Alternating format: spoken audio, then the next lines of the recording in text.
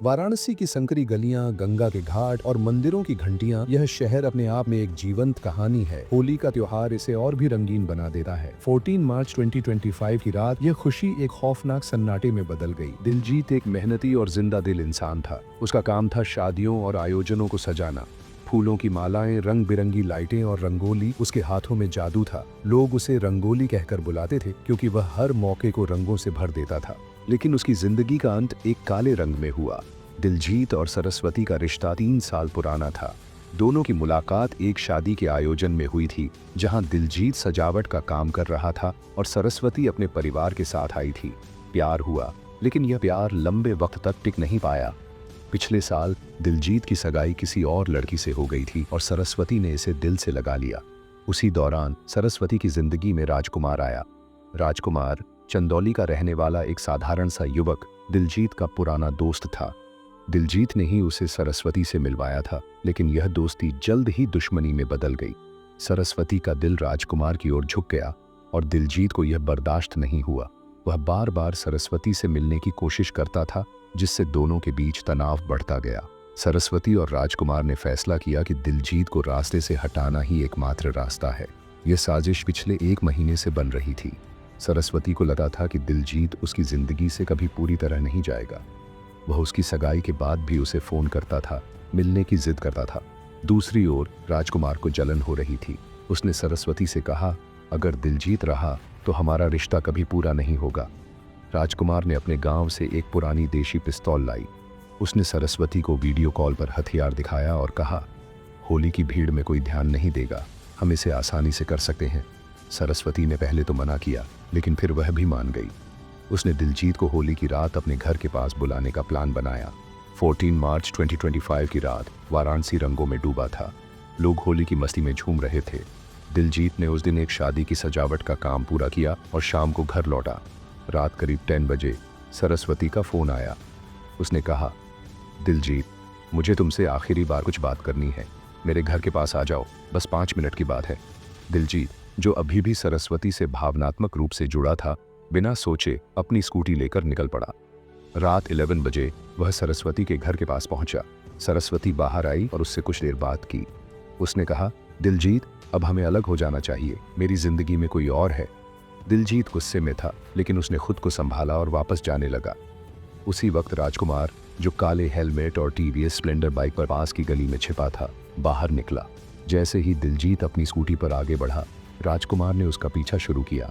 CCTV footage में साफ दिखा कि राजकुमार ने बाइक से दिलजीत की स्कूटी को ओवरटेक किया और अचानक रुककर उस पर गोली चला दी। गोली दिलजीत की छाती में लगी और वह सड़क पर गिर पड़ा। खून से लथपथ दिलजीत ने आखिरी सांस ली और राजकुमार तेजी से बाइक भगाकर गलियों में गायब हो गया। सुबह होते ही घटना की खबर फैल गई। एक राहगीर ने दिलजीत की लाश देखी और पुलिस को सूचना दी। इंस्पेक्टर रवि, जो वाराणसी पुलिस स्टेशन में तैनात थे, ने तुरंत मौके पर पहुंचकर जांच शुरू की। घटनास्थल पर खून के धब्बे, एक गोली का खोल और दिलजीत की स्कूटी, यह सब कुछ एक हिंसक कहानी बयां कर रहा था। पुलिस ने आसपास के सीसीटीवी फुटेज खंगाले। एक फुटेज में साफ दिखा कि एक बाइक सवार ने दिलजीत पर गोली चलाई, लेकिन हेलमेट की वजह से उसका चेहरा नहीं दिख रहा था। इंस्पेक्टर रवि ने अपनी टीम को तकनीकी सबूत जुटाने और गवाहों से पूछताछ करने का आदेश दिया। स्थानीय दुकानदार रमेश ने पुलिस को बताया, मैंने रात को सरस्वती को दिलजीत से बात करते देखा था, वह कुछ परेशान लग रही थी।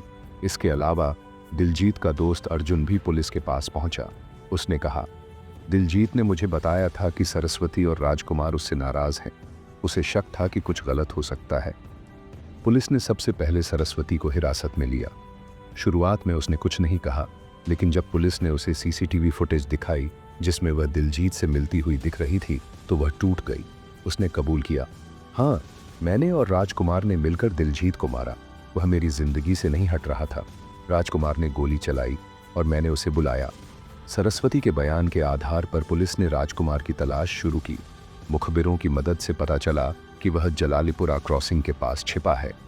मंगलवार शाम को पुलिस ने उसे गिरफ्तार कर लिया। उसके पास से हत्या में इस्तेमाल हुई बाइक बरामद हुई, लेकिन हथियार अभी तक नहीं मिला। राजकुमार ने भी अपराध कबूल कर लिया और कहा, मैं सरस्वती को खोना नहीं चाहता था। दिलजीत हमारे लिए खतरा था। ये घटना वाराणसी जैसे शांत और आध्यात्मिक शहर में हुई, जो इसे और भी चौंकाने वाली बनाती है। होली जैसे त्योहार के दौरान हुई इस हत्या ने लोगों में डर और अविश्वास पैदा कर दिया। सीसीटीवी फुटेज सोशल मीडिया पर वायरल हो गया और लोग इस पर तरह तरह की बातें करने लगे। कुछ ने इसे प्रेम त्रिकोण की दुखद परिणति बताया तो कुछ ने समाज में बढ़ती हिंसा पर सवाल उठाए। डॉ अनन्या, एक अपराध मनोवैज्ञानिक, ने कहा, यह घटना भावनात्मक उलझनों और विश्वासघात का नतीजा है। सरस्वती और राजकुमार का यह कदम दिखाता है कि कैसे छोटी छोटी बातें हिंसक रूप ले सकती हैं। जब पुलिस को लगा कि केस सुलझ गया है, तभी एक नया रहस्य सामने आया। अर्जुन ने पुलिस को बताया कि दिलजीत ने हत्या से एक दिन पहले उसे एक पत्र दिया था। उस पत्र में दिलजीत ने लिखा था, मुझे लगता है मेरी जान को खतरा है। सरस्वती और राजकुमार कुछ करने वाले हैं, लेकिन मुझे शक है कि कोई और भी इसमें शामिल है। इंस्पेक्टर रवि दिलजीत के पत्र को बार बार पढ़ते हैं। पत्र में लिखा है, अर्जुन, मुझे लगता है मेरी जान को खतरा है। सरस्वती और राजकुमार कुछ करने वाले हैं, लेकिन मुझे शक है कि कोई और भी इसमें शामिल है। कोई ऐसा व्यक्ति जो मेरी सफलता से जलता है। यह पत्र पुलिस को एक नई दिशा देता है। इंस्पेक्टर रवि अपनी टीम से कहते हैं, हमें दिलजीत के जीवन की हर बारीकी खंगालनी होगी। कौन था जो उससे जलता था, और क्या यह तीसरा व्यक्ति हत्या में शामिल था? पुलिस दिलजीत के फोन रिकॉर्ड और बैंक खातों की जांच शुरू करती है। फोन रिकॉर्ड से पता चलता है कि उसे कुछ अज्ञात नंबरों से कॉल आए थे, जिनका जवाब वह नहीं देता था। बैंक खाते में एक रहस्यमयी लेन देन मिलता है। दिलजीत ने एक बड़ी रकम मीना के खाते में ट्रांसफर की थी। इंस्पेक्टर रवि विक्रम को पूछताछ के लिए बुलाते हैं। विक्रम कहता है, हाँ, मैं दिलजीत से जलता था। उसने मेरा काम छीना था, लेकिन मैंने उसे नहीं मारा। हालांकि उसके फोन रिकॉर्ड से पता चलता है कि उसने दिलजीत को कई कॉल किए थे। इसके बाद पुलिस मीना से पूछताछ करती है। मीना घबराते हुए कहती है, दिलजीत ने मुझे पैसे दिए थे ताकि मैं सरस्वती को उससे दूर रहने के लिए समझाऊं।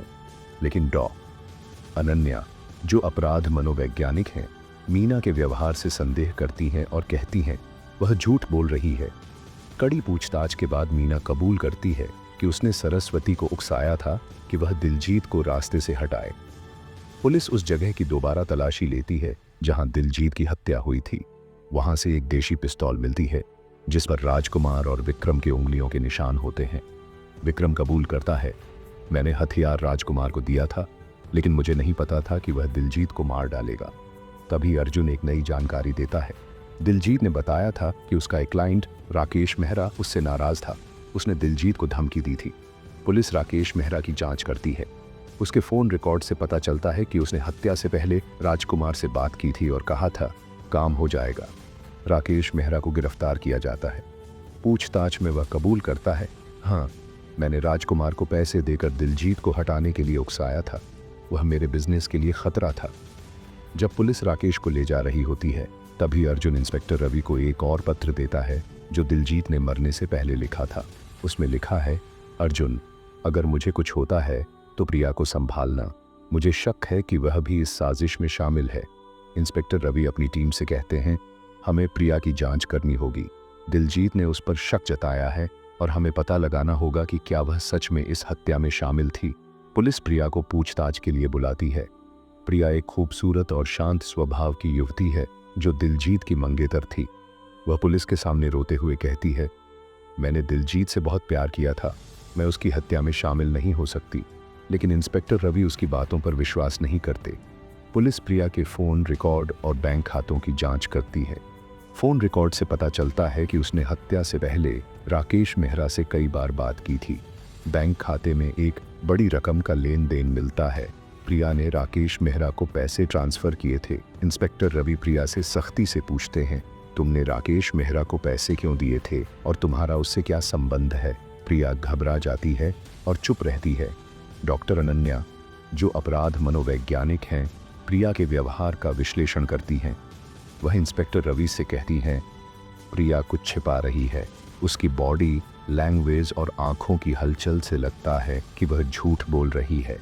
पुलिस प्रिया पर दबाव बढ़ाती है और उसे बताती है कि उनके पास सबूत हैं। आखिरकार प्रिया टूट जाती है और कबूल करती है, हाँ, मैंने राकेश मेहरा के साथ मिलकर दिलजीत को हटाने की साजिश रची थी। दिलजीत की संपत्ति पर मेरा कब्जा होना था। वह मुझे अपनी वसीयत में सब कुछ देना चाहता था, लेकिन मैं इंतजार नहीं कर सकती थी। प्रिया आगे बताती है, राकेश मेहरा मेरा पुराना दोस्त है। उसने मुझे सलाह दी कि अगर दिलजीत को रास्ते से हटा दिया जाए तो मैं उसकी संपत्ति की मालकिन बन सकती हूँ। उसने राजकुमार को पैसे देकर दिलजीत को मारने के लिए उकसाया। पुलिस राकेश मेहरा से दोबारा पूछताछ करती है। वह भी कबूल करता है, हाँ, प्रिया ने मुझे इस साजिश में शामिल किया था। उसने मुझे पैसे दिए थे ताकि मैं राजकुमार को दिलजीत को मारने के लिए मनाऊं। इसके अलावा पुलिस को दिलजीत के घर से एक डायरी मिलती है जिसमें उसने अपनी शंकाओं के बारे में लिखा था।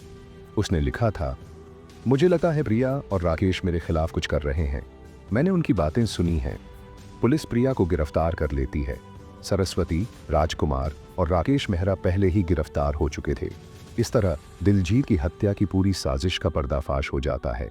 इंस्पेक्टर रवि कहते हैं, यह एक दुखद कहानी है जिसमें लालच और विश्वासघात ने एक निर्दोष व्यक्ति की जान ले ली।